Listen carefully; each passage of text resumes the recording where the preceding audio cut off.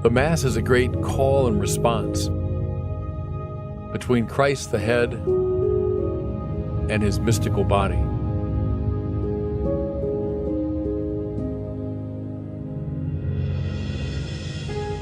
As Christians, we are called to relationship with Jesus.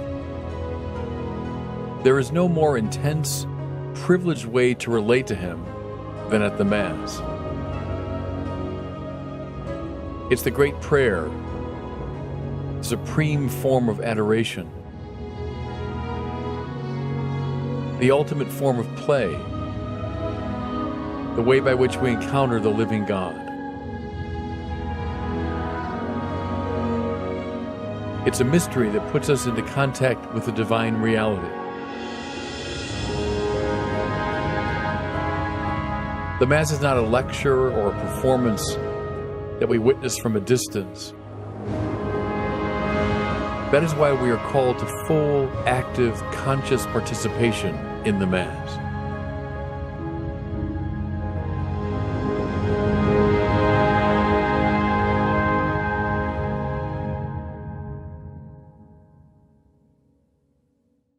Well, one of the great clarion calls of Vatican II was for all of us fully, consciously, and actively to participate in the Mass.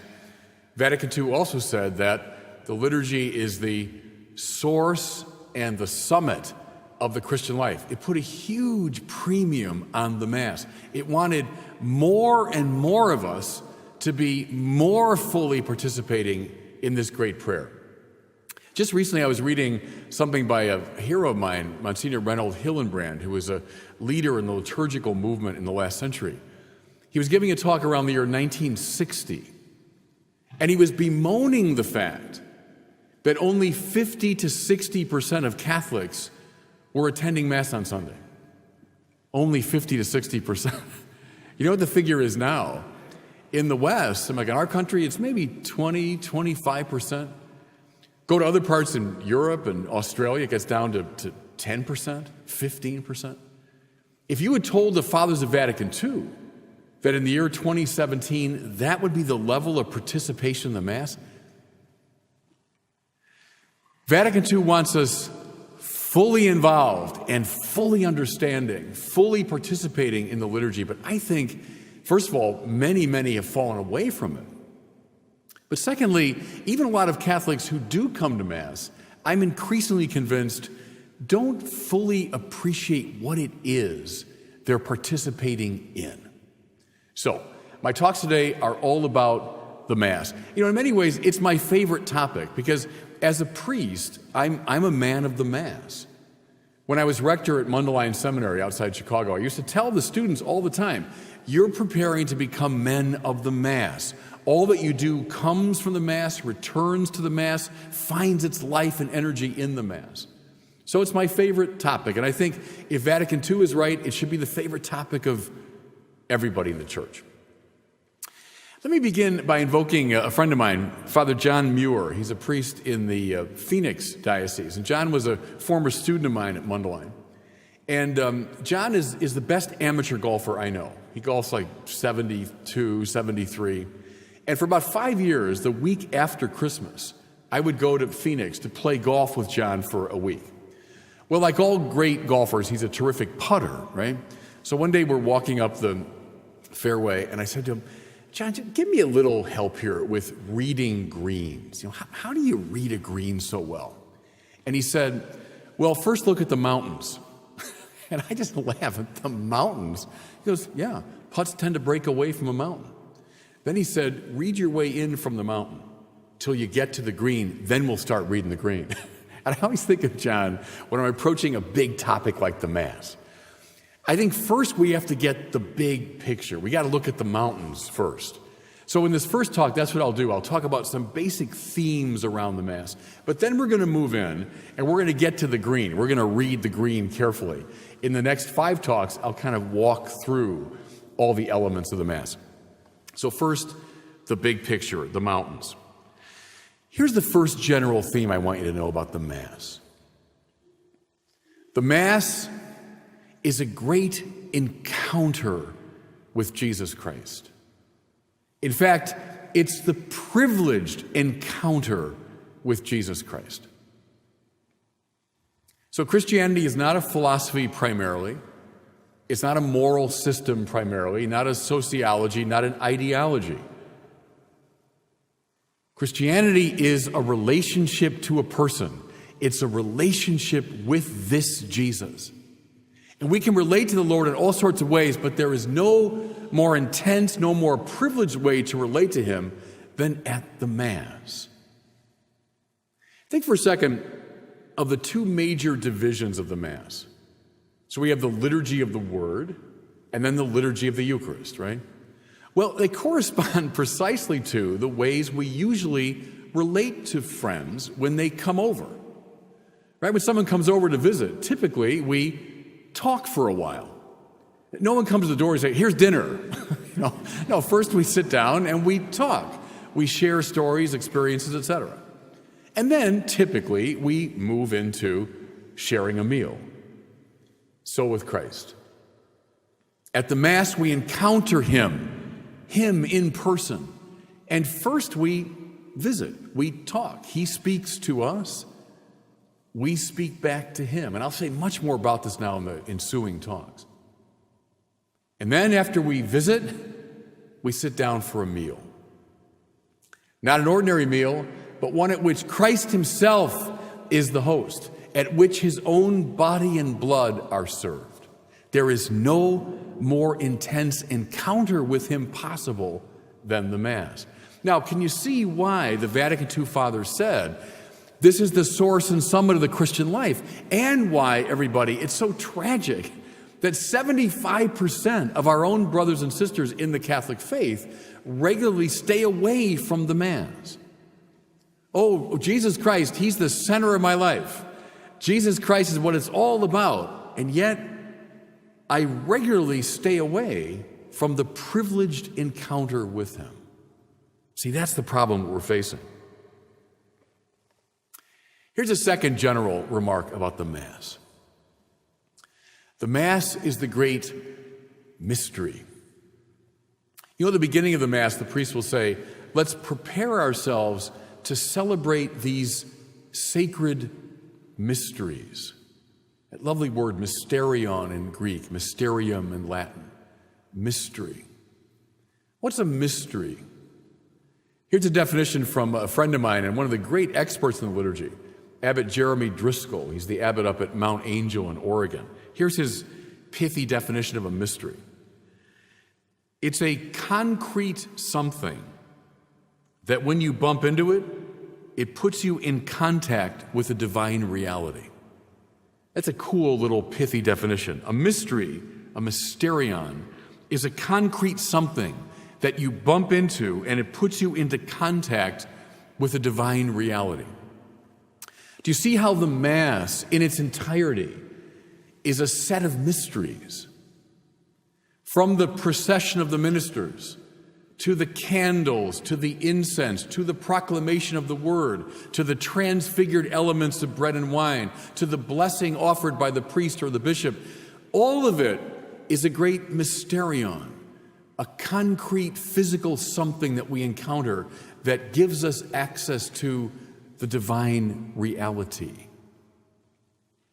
In the course of the talks this morning now, I'm going to be telling you all about these mysteries and how they open us up to the divine. Here's a third general idea about the Mass. And here I'm taking a lead from Romano Guardini. I don't know if you know that name. Romano Guardini, despite his very Italian name, was a German-born and German-writing theologian in the last century. Very influential upon John Paul II, Benedict XVI, and Pope Francis. In fact, Pope Francis went to Europe to do doctoral work, and he wanted to write a major paper on Romano Guardini. And just very recently, by the way, they were proposing the beatification of this great figure. So here's an idea from Guardini. He says, the liturgy, the Mass, is the supreme form of play. What? Play? Seems counterintuitive. I thought the Mass is the most serious thing we can possibly do. Well, that's the point. See, we tend to get it precisely backward. We think work is what's most important. Work is serious stuff for serious people. Play is kind of trivial, it's superficial, it's unimportant. It's precisely backward. Work is that activity which is subordinate to an end beyond itself, right? So I work on my car that I might get it to run so I can go places and do things I want to do. I go to work so I can make money and do things that I really want to do. Work is for the sake of something else. Play, on the other hand, play is done entirely for its own sake. Play has no purpose outside of itself. Therefore, it's higher than work. It's more beautiful, it's more precious than work.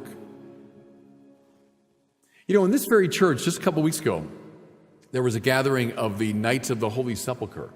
And I'm a proud member of that group. And this was the Mass for the installation of new members. And we're right in this church. It's filled up like it is today. And boy, the Knights of the Holy Sepulchre, they know how to dress for their ceremonies. The men are in these long capes emblazoned with the Jerusalem cross. They have these kind of jaunty berets on. The women are in long black gowns and mantillas. Well, there were all kinds of priests and bishops up here, all in, mass vestments, bishops with the tall mitres. And then for the installation itself, the bishops came down wearing mitres, and they took these great swords out, and they dubbed the people as they were received. Well, I was sitting right over here, and I remember thinking, what a wonderful form of play this is, And we're all doing what kids do when they play. We're dressing up. Now, see, I'm saying it this way on purpose, just to make the point, as Chesterton observed, children always know how to engage in serious play. See, kids know instinctually play is the more serious thing. And we tend to knock that out of them. We convince them, oh, no, work is what's more important. Be real practical. No, kids understand play is the most serious. And we tend to dress up when we play. So think of the Mass now as the supreme form of play. It's the most useless thing we can do. And by that I mean it's the highest thing we can do. When I used to teach philosophy at the seminary years ago, and I was introducing students to this arcane discipline of philosophy, I would use that line. I'd say, gentlemen, we're about to engage in the most useless study that we can. And they would do just what you did. They would laugh, and I'd say, no, I mean that is the highest praise. That's why, for example, we refer to philosophy as one of the liberal arts, just like literature and so on. Liberal, well, liber in Latin means free, right? What are they free from? They're free from utility. They're free from practicality. They're done for their own sake, like watching a baseball game, like engaging in a philosophical conversation. Those are forms of play. The Mass is the supreme form of play. By the way, it's what we will do forever in heaven. Now, I know, if you've been to some bad liturgies, that can be a little depressing, So I get that. But see, in principle, that's what heaven is. It's a place of utter uselessness because we'll be in the presence of the supreme good. Mass, in its playful uselessness, is a great anticipation of heaven. Here's a fourth general theme.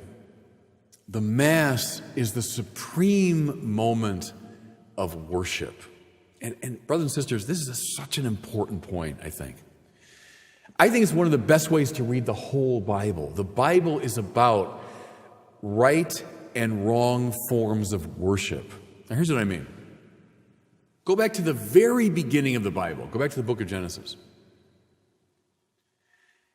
As God brings forth creation in that beautiful poetic text, let there be light, and there was light. And let the earth be formed, and so it was. And let the earth be filled with animals and plants of every kind, and let it be filled with things that crawl upon the earth, right?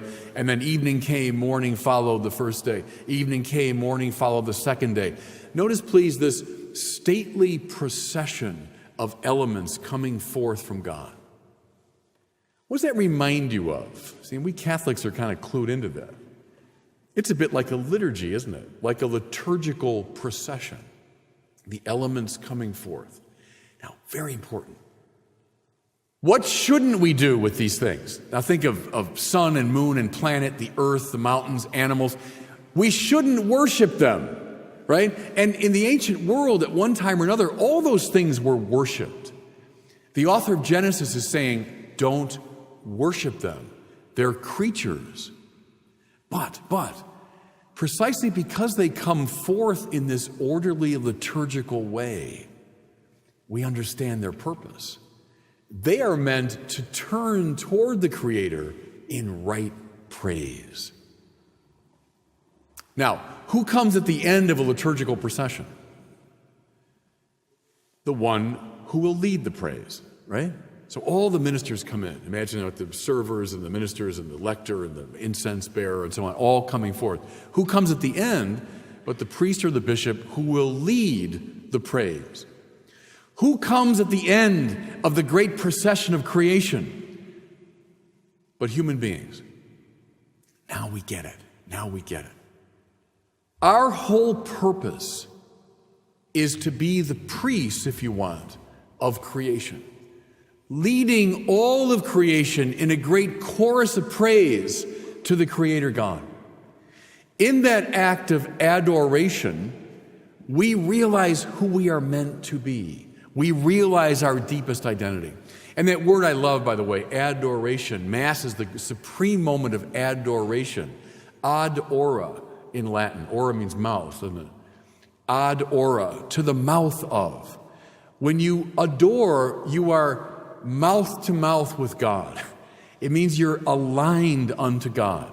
So, here we are, aligned unto God, consciously worshiping Him and leading a whole chorus of praise of all creation. That's the biblical vision of the good life, of the rightly ordered life. Where's trouble come? Fellow sinners. So we all know this story. Trouble comes from bad praise. And I challenge you, go through the whole Bible. I challenge you to find an exception to that. When Israel goes off kilter, it's because of bad praise. Worshiping not the Creator, but the creature.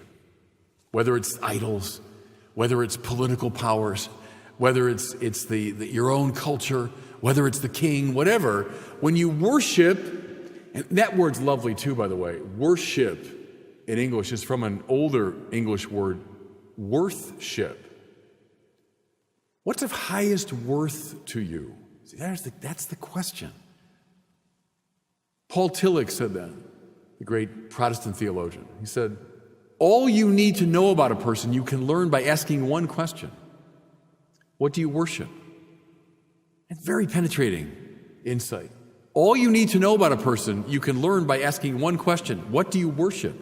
Because what's of highest value to you will now become the ordering principle of your whole life, right?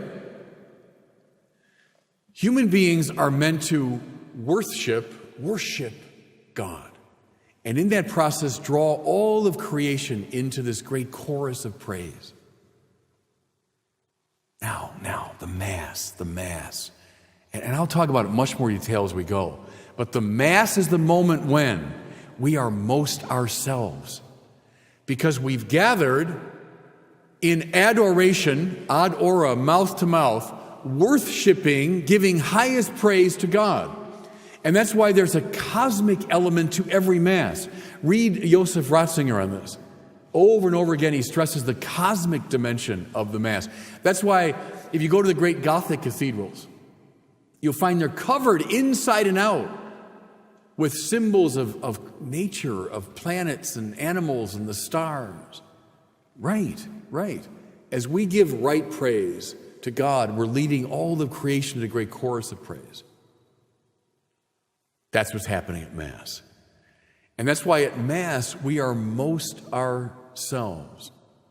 Now, listen, this is happening at 6:30 Mass on Tuesday morning, right? All this grand language, but that's the wonder of it. As even 10 people gather 6:30 Mass on a Tuesday morning, that's what's happening. I love that line from Thomas Merton when he went to the Abbey of Gethsemane as a young man, just to go on retreat. And he's being drawn into the Catholic world.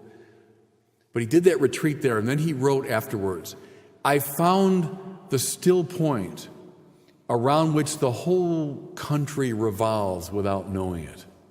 Beautiful. See, what he had found was the liturgy. He'd found the Mass. Adoration, right praise. Here's something, I'll say more about it as we go, too. The link to heaven. The link to heaven. Do you know, there's a song, and I'm not bad-mouthing the music of it, but the lyrics I don't like. It's a song that says, it's not in some heaven light years away, but here in this place is where we gather. I don't know if you know what I'm talking about. Gather us in, here we are, and not in some heaven light years away. Well, first of all, heaven isn't light years away. That's like Jupiter or something. I mean, heaven's not like physically. Heaven, in fact, is closer to us than we are to ourselves, right? But the point is, it's precisely in heaven that we are when we gather for Mass. Why? Because our praise here below is meant to participate in and echo the eternal praise of the saints and angels in heaven. May our voices be one with theirs, we say later in the Mass, right? At the Holy, Holy. Well, who are we talking about there? But the angels. See, gathered in adoration, rightly ordered, may our praise here below echo and participate in theirs. The Mass lifts us up to heaven. And again, I'll say more about it as we go. It's so important, and this is Vatican II was so insistent upon this, that the Mass is not like a lecture or a performance, right? That we come to witness from a distance. It's this great prayer by which we are rightly ordered unto God. There's your full, conscious, and active participation in it. How about just one more general idea? The Mass is a great call and response between Christ the head and the members of his mystical body.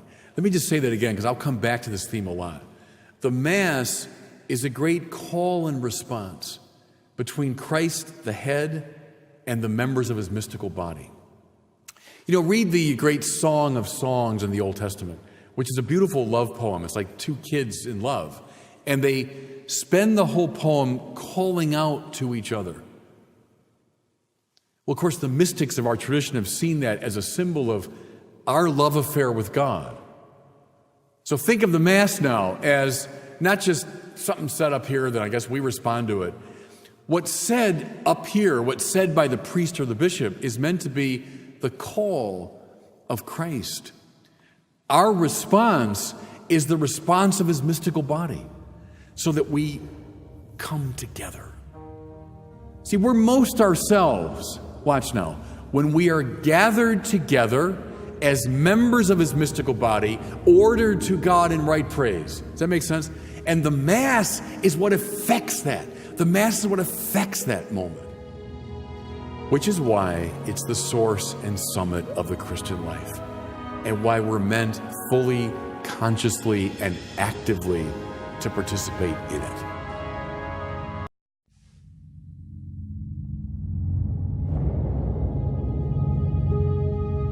The very act of gathering for the Mass is a mystery. The Greek word for church is ekklesia, meaning to call out from. The church, the ekklesia, is the community which has been called out from the world, out of the realm of sin, of hatred, of violence, into a new world, the mystical body of Jesus, where love, forgiveness, and nonviolence reign. Everything in the Mass is intentional. As the ritual begins, we raise our voices in songs of praise.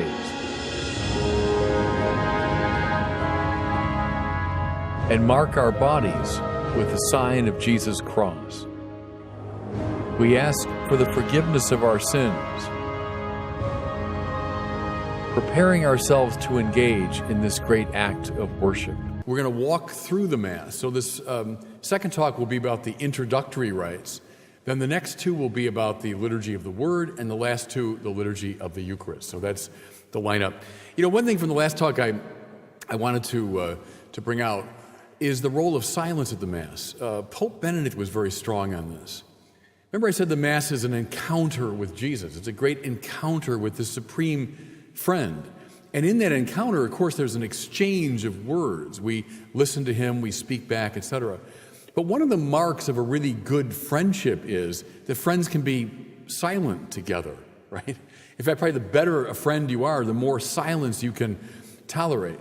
I think one of the problems, I came of age right after the council, so we were really big on full, conscious, active participation, but it almost seemed at times as though we were having our shoulders shaken all the time. You know, are you participating in the...